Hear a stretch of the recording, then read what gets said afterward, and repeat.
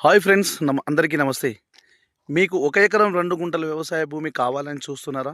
అయితే విలేజ్‌కి అతి సమీపంలోనే కావాలని చూస్తున్నారా? అయితే ఈ వీడియో మీరు చివరి వరకు చూడండి. మనకు హాయ్ ఫ్రెండ్స్ అందరికీ నమస్తే. ఈరోజు మీకోసమైతే 1 ఎకరం 2 గుంటల వ్యవసాయ భూమి తీసుకొనొచ్చానండి.